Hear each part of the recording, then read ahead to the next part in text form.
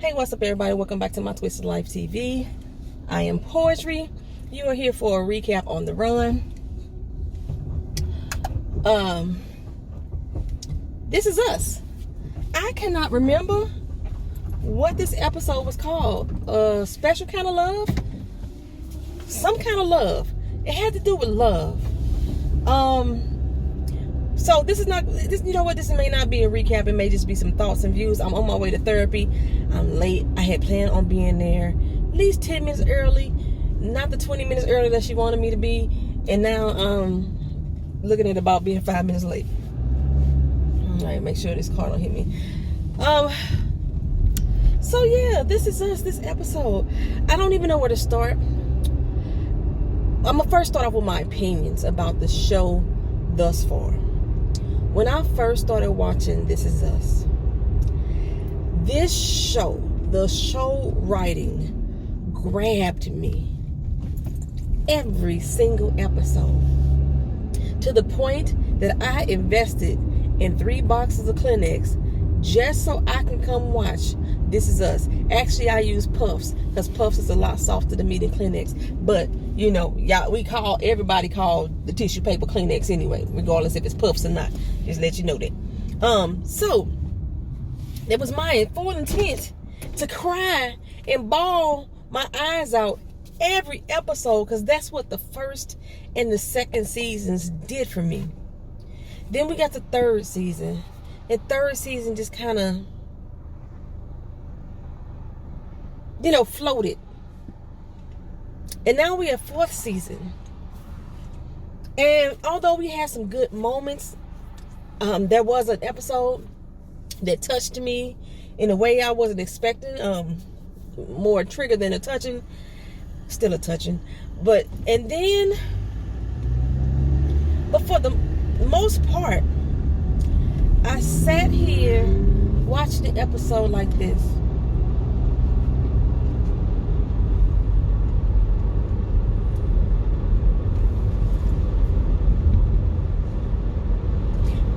It was like no real emotion was being pulled out of me. Curiosity at the best. Curiosity at best was what was really tugging at me. I'm not sure what's going on with the writing. I don't know, maybe the show is trying to appeal to too many audiences. They want to make sure they touch on every societal issue that's going on, which we haven't got to the police interaction with black people. We dipped and dabbed a little bit on the racism issue when it comes to Kevin and it comes to his grandmother. We dipped and dabbed on it just a little bit. But for the most part, you know, we haven't had any conversations in this show directly related to, you know, to that. But we're really diving into Tessa's sexuality and what she's going through emotionally. We have always dived into Kate's weight. We are really getting into the PTSD of Nikki, the alcoholism of Kevin and Nikki and Jack, the drug use of Kevin and William, the anxiety felt by, you know, we're dipping and dabbing on these particular topics. So that's, for the most part, is what's going on. Another concern that I've had is that when Miguel and Becca got together, they led us to believe that after Jack's death, Miguel disappeared. And then he somehow came across Becca on Facebook. They talked to each other and then they rekindled a friendship, therefore leading into a romantic relationship, leading them to get married. But so far, everything that we've seen since Jack has been dead, it's been over a year now, Miguel is there. He's always there. Fixing something, giving advice about something. Miguel is always around. So this separation that we had from Miguel from the family, where did that come into play? Where he lost so much contact with them. Because it seemed like immediately after Jack's death, Miguel was there. He was going to make sure that his best friend's family was well taken care of. You know, he had already lost his family at this point. You know, he already got divorced at this point. So that's bothering me. Like, it's making me not understand the storyline, the timeline of how things fell into place. We hit on a couple topics this episode that kind of got dropped. We started off with Tess at the table studying for 3 different classes in one doggone time. She's trying to cram all some information in, follow up on her work before school starts.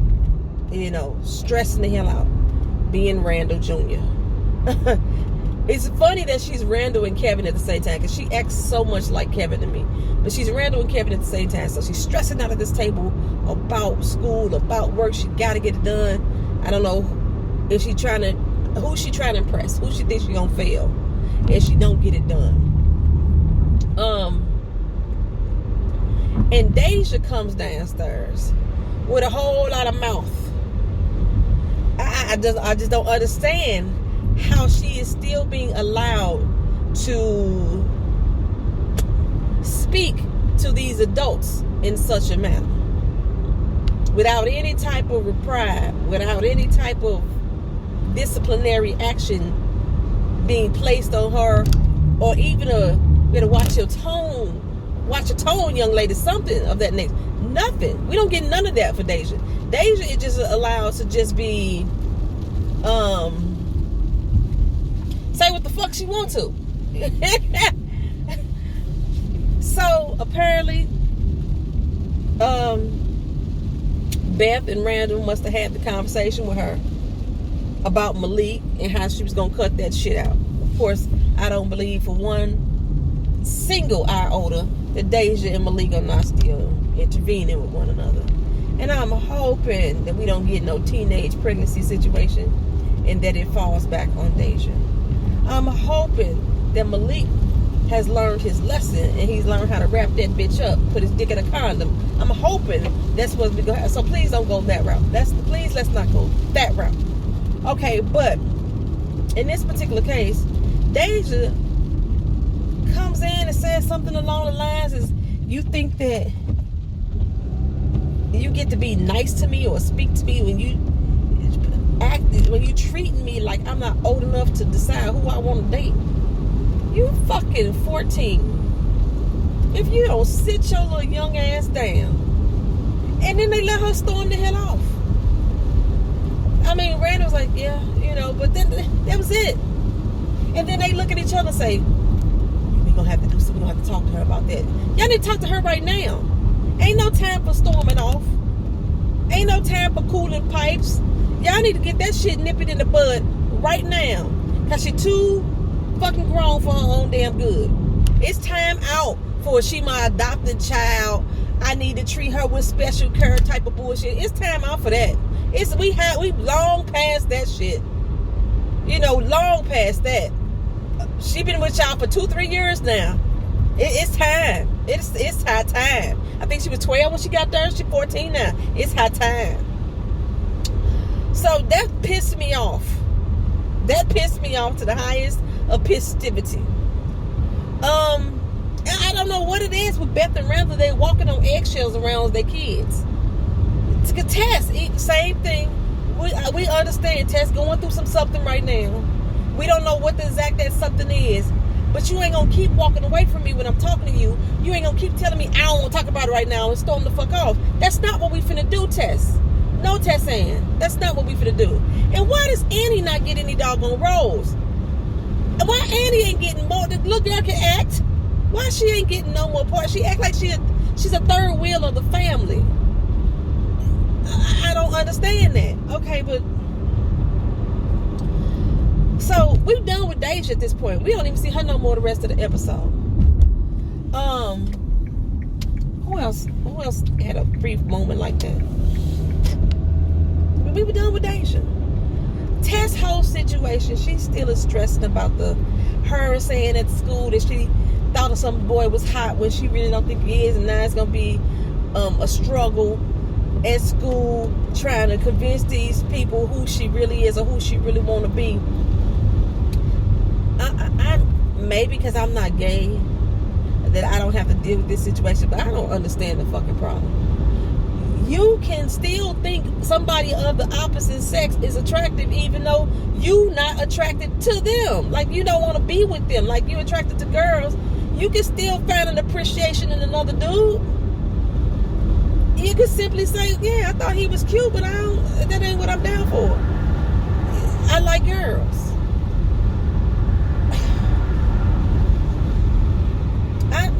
I don't understand. Maybe it's just because I'm not gay and I'm not a teenager and I ain't never went through that type of stuff. I don't understand the pressure that she's feeling.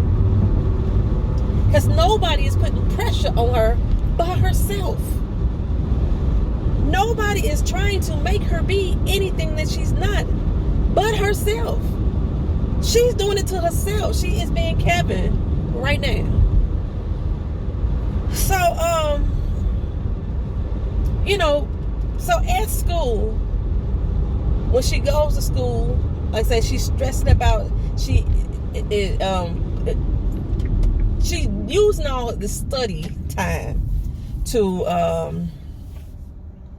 keep her mind off the fact that she done lied to these people at school and now she got to fake the funk about who she really is as a person. She diving into her work. This is what Randall does as well. So Randall gets a call from the school and says the Teston had an anxiety attack. Something that he does, when he gets stressed out and he can't handle things. And now this is something that Tess does as well.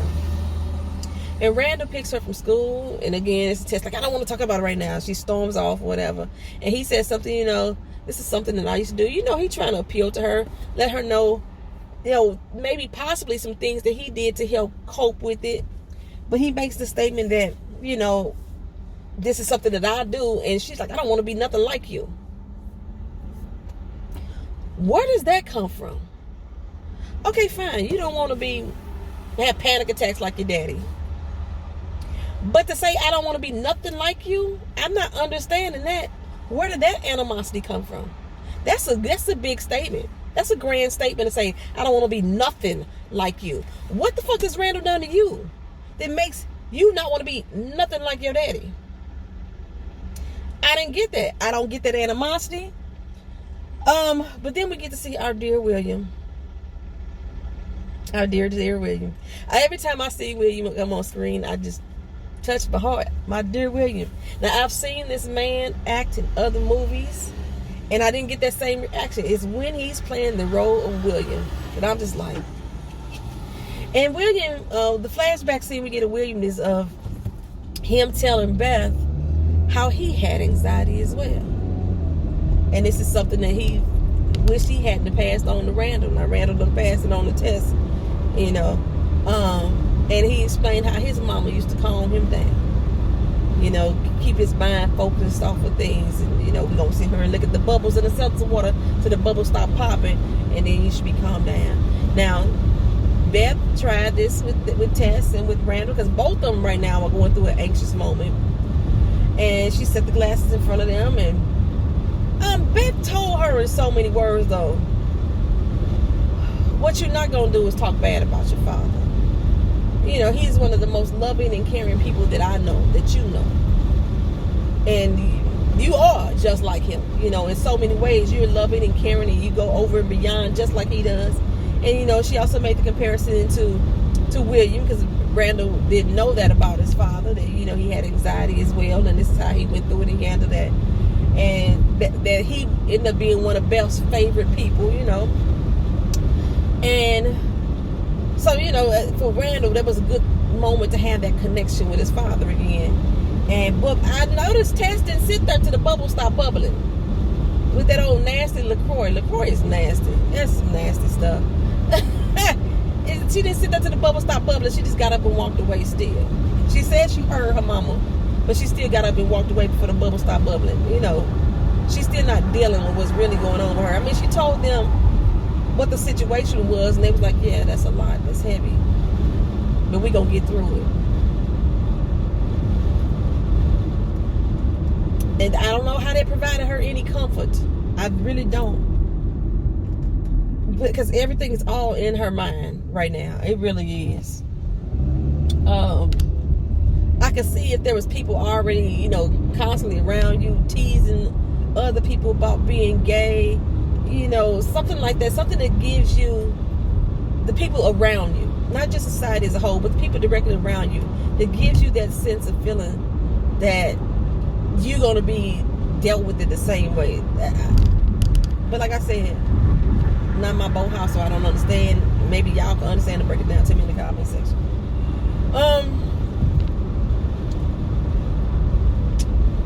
But I don't know, something about this episode, it was just had my head just spinning with questions and question marks. You know, Kevin, it's hard for me to even talk about this episode, y'all. That's how draining it was. I'm gonna see if I can finish it when I get out of my therapy. I'm here now, and I'll talk to y'all a little later. All right. So my therapy was canceled.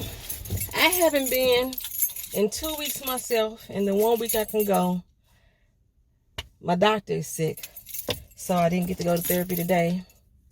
I won't be able to go to my next therapy session unless I can schedule some time between now and then. I don't know. Hopefully I can get her Monday, and then can ask her if I can schedule for the 4th, which is the other day that I'm already be here at the hospital. Okay, so let's go on. Since we talk, oh shit, how far y'all out? Damn, they really got their car. They shouldn't have had their car parked in that spot. They in a compact parking spot with this SUV, and I almost ran into the back of them. Oh, that's dangerous. Somebody gonna turn him up. Somebody gonna turn him up. So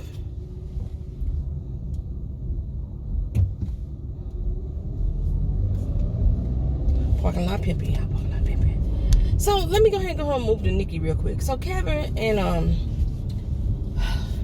Nikki are supposed to be going to this hockey game to the cast is being honored and recognized in.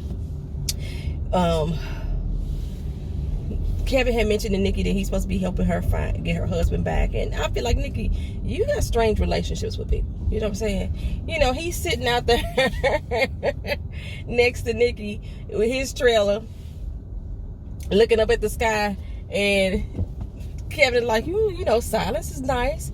He said, yeah, it was. You know, Kevin is really trying to make Nikki engage with him, and Nikki just want to be left the hell alone. You know, Kevin is trying to force a relationship with him.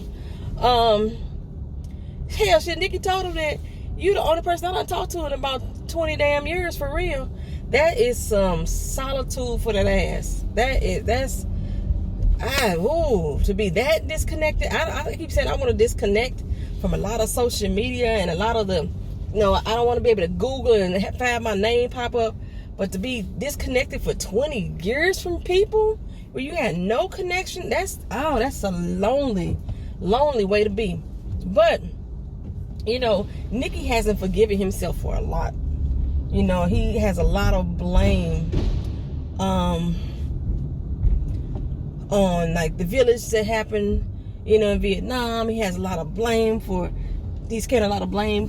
Jack turning out the way that he did, you know, for him destroying his family. Nikki is carrying a lot of blame. But like we found out, Nikki drinks away his pain.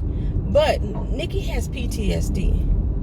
And without his coping mechanisms, he's really prone to be triggered by, you know, different things. And remember we did that my Handmaid's Tale video. There was a video I did about different sounds and how different sounds, repetitive sounds, bother me. And we talked briefly about some things that may trigger me. And in this particular case, the sound of a hockey puck being smacked triggers Nikki. So like they go to the damn the little event for Cass, and you can hear all the pucks hitting against the sticks, and you see Nikki jumping every time. But Kevin is so oblivious to what Nikki is going through. He just thinks that he just ornery old man who just don't want to be there, who just want to go get a drink. And in addition to that though, there are the alcohol triggers. He keeps seeing people with beer. You know, beer got a smell that there's things that are triggering Nikki in this environment. He just don't want to be there. He doesn't feel safe in that space. Well, Cass's ex-husband was bringing Maddie, that's the son's name, was bringing Maddie to see his mom receive her award. He was out there on the ice with her, taking the flag or whatever else they was giving to her. And the husband, which I forgot his name, he is carrying so much hate and pain in his heart as well that he's putting it off on Kevin. Kevin like, hey, how you doing? But he the husband had the same reaction as Cass. Oh, I finally get to meet the adult man who my 9-year-old son claims is his best friend. A lot of men will feel threatened by another man being in their son's life that their son thinks is so fucking awesome. That's all they talk about is this man. I understand the husband's, slight jealousy, so to speak, or concern as well, if I would like to say that. But he's real standoffish. But ever since we've been introduced to his character, I've been feeling that way. Remember when she was first sitting there talking to him on the satcom, and I was like, something about his body language is like he just doesn't want to be a part of this whole ordeal. And that's what he's giving off. I mean, he's real short in how he speaks to Cass. He's real short in how he speaks to Kevin. I don't even think he introduced himself to Nikki, did he? If he did, y'all let me know. I don't even recall that section. But I just knew that he don't want to be there. And so while the whole little ceremony is going on and they announcing her name, he flipping through his cell phone. He wasn't looking at nothing specific. I just see him going through his apps, just flipping back and forth. And Kevin is taking notice of all this. And he feeling like, them, if you're going to be here, then at least be there for her. So he takes off. Right after her name was announced, he leaves. And he's like, yeah, tell her to bring Maddie home whenever she wants to, right? So Kevin and Cass bring Maddie home. And, she walks past the house to go put Maddie into the house. And old boy stands there and talks to Kev. And Kevin is saying the same thing that I was basically just saying. What the hell you show up for if you wasn't going to be there to support her? You might as well not have came. You said you're looking at your phone. And his response was, I can't celebrate this. Her reward is coming from the organization that I feel has torn our relationship apart. I can't celebrate that. So I kept my head down and I kept looking at my phone because I didn't want my son to see me break down and cry. I mean, I guess I kind of understood that as well. But I don't know. They writing these characters with these nasty ass funky attitudes. And I guess expect us to feel something for them. Everybody has been through some shit. Everybody. Some people more than others. I just maybe I have just lost compassion. That I just can't feel sorry for everybody who's gone through something of everything. Like everything that's I know it didn't just happen to Cass because her family is affected by her mental status now and things of that nature. But why take that out on everybody else around you? I just don't get that shit. Be mad at the system who did it to you and that you feel did to you. But don't take that shit out on me. no, don't be a bitch to me because, you know, you and your fucking feelings. I can't. I'm sorry, y'all. I just don't have no compassion for it. I don't have no compassion for it at all. So, from that, Kevin basically says, you know, he wants to get back with his wife. He didn't want to leave his wife in the first place, that he still like her. As Cassie was worried about whether or not that she could even get back with him at all, because she felt that, you know, love wasn't the issue, whether that he still loved her or not. She felt like he didn't even like her. And well, Kevin has assured her that he do still like, you know, because he told Kevin to stay the hell away from my wife. First of all, y'all ain't even married no more. But I'm not getting your deep animosity. You walked away from that marriage, sir. You the one asked for a divorce, sir. So now you got this deep animosity towards Kevin, who basically come to tell you, damn, be there for your wife. Because truth be told, it wasn't even about you in this moment. It was about Cass. Get over your fucking feelings right now. That's how I feel about it. Get over your fucking feelings right now. And it ain't about you, it's about Cass. Moving on. Kate and Toby's whole story, I'm going to come back to that, because Kate and Toby's whole story kind of spins off from the past. Okay, so they've moved into their new house. Becca is trying to get together this special dinner. Randall's bringing his new girlfriend, which is Beth. Kevin is coming home with Sophie, you know, his new wife. She invited Miguel, and they like Miguel because Miguel is always around, always fixing something, doing something. He always here, so it'd be wrong for us not to invite him. So she invited Miguel, and I was like, "Where the dude from the record store?" I was instantly thinking, "Where the dude from the record store?" Right? And Kate is in her fucking feelings about the fact that Kevin got married. Like, this is wrong. Like, don't you find it weird? She's heartbroken that her brother did not include her in on his decision to get married. You know, it was supposedly so last minute, according to Kevin. He just saw the signs and he went for it. And Sophie went for it as well, you know.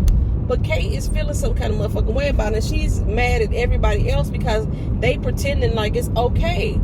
Even Becca is pretending like, okay, it's gonna be okay. We just gonna support them. You know, so Kate is tired of this fucking charade. She's tired of the charade.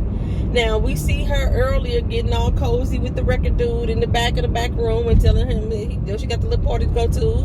And I was like, oh, so Kate and the dude did hook up. They did have some type of attraction. Remember I mentioned it last week. I thought that they still had some type of attraction to each other. And I was thinking that he did look kind of old, but then I was like, maybe he's an older teenager. We found out in this episode that he's 23. He's 23. She's 18. You know?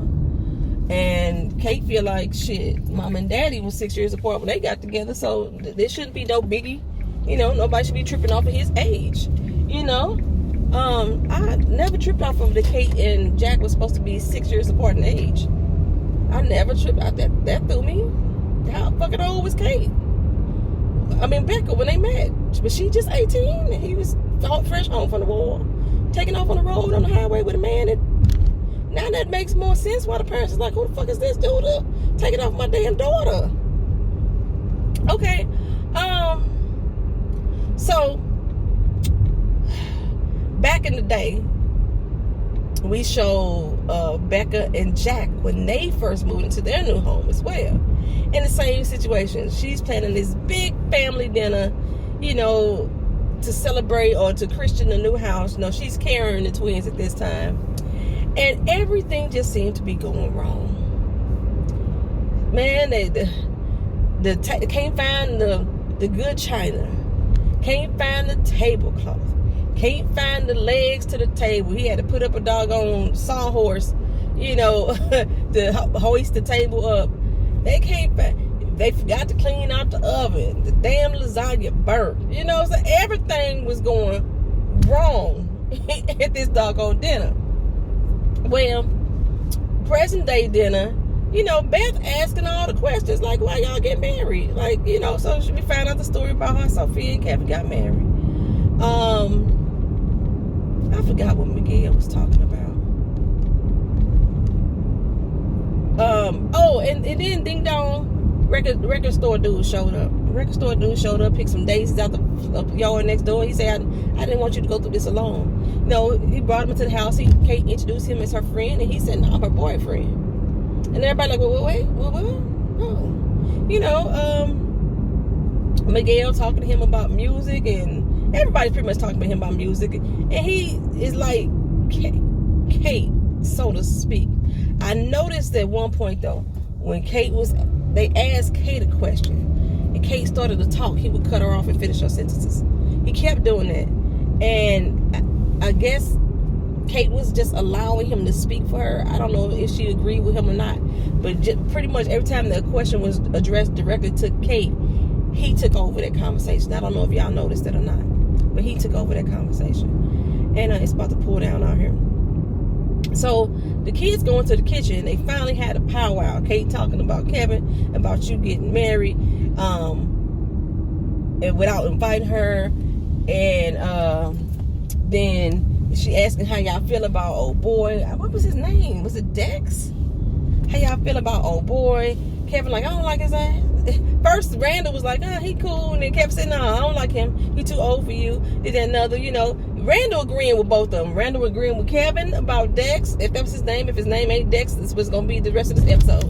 He was agreeing with Kevin about that. He was agreeing with Kate about the wedding situation. They in there hollering, and the guests sitting there in the other room can hear everything they saying. And Kate jealous about Beth. Oh, she was so jealous about Beth from the time she walked in. She was straight salty and jealous about Beth from the jump. But you know, because she's so fucking perfect, you know, she's saying all the right things, doing all the right stuff, bringing the right hot sauce. Jack used to eat hot sauce, you know, it's a mess. Becca came in, and for one of the first times, I heard her actually chastise her god doggone children in a way that I think a mama would have done. They in there arguing and hollering. Kate coming to the kitchen. The god doggone hens done burnt on top. They still frozen and raw at the bottom. And she like, y'all gonna quit all this goddamn whining. We're gonna sit here and we're gonna enjoy each other's company. She went off on Kevin about the fact that they got 4 fucking Polaroids at the goddamn wedding. She wasn't invited to that either. She went in on them and told them to shut the hell up and bring their ass back in there and sit down and finish eating. We gonna eat this damn frozen burnt hen. Everybody gonna eat it and they gonna like it, damn it, because I said so. I was like, go ahead on, Becca. That's the first time I was like, yes, y'all know. Yes, Becca, yes. That's how I was feeling. So they all came and they sat down and they cautiously eating this shit. And Miguel, they were like, hey, can't we die from this? Yes, fool, you can die from eating from raw chicken. You get sick as shit. Eat some damn raw ass chicken. Oh, so that's like a new thing that I saw that I seen a lot of white people do. They eat their chicken medium rare and shit. Where the fuck that started? No, that's not healthy. That's not healthy. It's something I see on social media. It's not people I know directly, but they might just be passing along information. But they talking this medium rare chicken and shit. And I had a restaurant bring me some medium rare chicken. I'm like, you better take that shit back and cook it whole. In fact, don't take that back. Bring me something totally new. Wait till my new food come out. We don't do no raw chicken. No semi-raw chicken, no ceviche chicken, none of that. No chicken tartare. None. That shit needs to be cooked very well. I don't even want to see no veins. The chicken and no hen. No yard bird. Anyway, to break the ice, Beth went on to tell him about the story back when they first moved to their house and how everything was going wrong and how this bird got into this house and Jack was scared of birds. I did not like Jack with the beard. I did not like Jack with the beard. But the bird got into the house and he kept on trying to fly around the damn house and Jack kept trying to catch him and kept missing. And then somehow at some point the burnt ass lasagna fell over on the floor. And they ended up getting pizza for the night. The same thing that they finna do here because that food was nasty as hell. But everybody was able to laugh and have a good time and get a little bit more cohesive. Now, I noticed when she was telling this story, they kept panning the camera on everybody. They panned the camera on all the children. The only one who didn't get the camera panned on them was Dex. But everybody else got the camera panned on them an equal number of times. So they ordered pizza and everything, and everybody enjoying their pizza together finally because the food was nasty. And Becca had decided to give them a song, Kevin and Sophie. She might have did that earlier. I think she did it earlier before the dinner started. She gave them a birthday song from their favorite movie, The Princess Bride, which is one of the signs of why Kevin and Sophie got married. And she sung the little song. I used to love the way Mandy Moore sings. I did not like the way she was singing this song. Maybe it was just the song I didn't like. I don't remember the song from The Princess Bride, but still, I didn't like it. But anywho, so Kate and Toby, they had been waiting on a gift, a baby gift, this entire time from Randall and Kevin. Of course, Randall taking the full credit for it, said Kevin just sat back and did nothing. But they've been waiting all day long for this gift. And Becca shows up, and Kate's like, what the heck is this doggone gift? Look, I got a dog that need to go pee. Just let the dog out to go pee. I got a yard. So she can't let the dog out to go pee because she's been sitting there waiting on this gift this whole time. Let the dog to go pee. Crying baby, and Mama shows up. She's like, I thought you was going to be my gift, but no, you're not my gift. Well, come to find out that the piano that Becca played on back in the day is the gift that Randall and Kevin was able to give to Kate. And not only was she able to give them the gift, it had the chair, and I was like, oh, so this is one of the things that didn't get lost in the fire, I guess, because it still had the stool and it still had old family photos in it. And they took a lot of pictures, Polaroids, took a lot of pictures that particular day when they first moved into their new house. And they started going through the pictures, and then Kate comes across the picture of her and Dex. I think that's his name. And then all of a sudden, the music stops. And she looks a little nervous, and Becca's like, what's wrong? And she looking through the family. And then she look at him, and then she shows to her mother. And Becca says, I was so busy being worried about how we all were adjusting to Jack's death that I wasn't paying attention to everything else that was going on. And then Kate says, yeah, I wasn't paying attention either. And then it was off. So I'm guessing from what I'm gathering from this, something happened between her and Dex. Maybe Dex was abusive. Like I said, because I noticed during that dinner that every time that Kate said something, he took over her conversation. He was, like I said, he's already 6 years older than her, so he's a lot more mature than her, or 5 years, 6 years older than her, a lot more mature than her.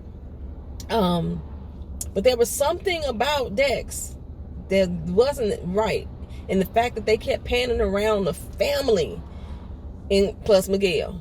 They showed everybody, Sophia, they showed Beth, they showed all of their faces repeatedly as she was telling the story of come togetherness, but they didn't show him.